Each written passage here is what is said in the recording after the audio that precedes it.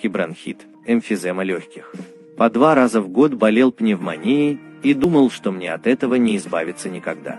Но один чудесный и очень простой способ помог не только мне, но и многим, кому я его рекомендовал.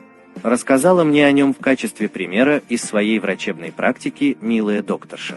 И рассказ ее запал мне в душу. В больнице, где она работала, лежали 2 мужчин с абсцессом легкого. Мужчина постарше умер, а молодой угасал день ото дня, несмотря на все усилия врачей. После разбора смертельного исхода профессор той больницы сказал, что он не может ни в чем упрекнуть врачей, лечение проведено правильно, но состояние больного было запущено.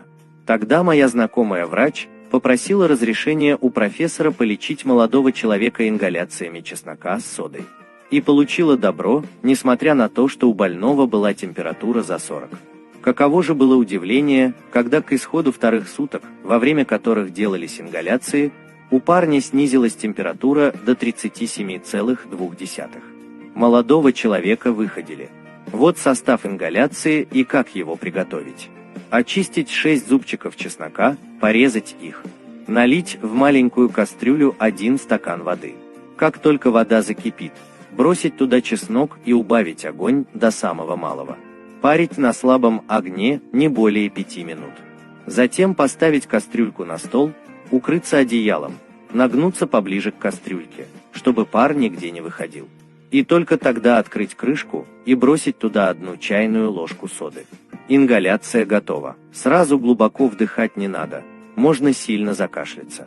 Когда привыкнете к пару, начинайте дышать попеременно. 2-3 раза вдох через нос, медленный выдох через рот. 2-3 раза медленно вдыхать через рот, выдох через нос. Дышите, пока сохраняется тепло. Затем вытрите лицо от пота под одеялом. Наденьте на голову теплый платок и быстро в постель. Эффект лечения сводится к дезинфицирующему и очищающему действию смеси.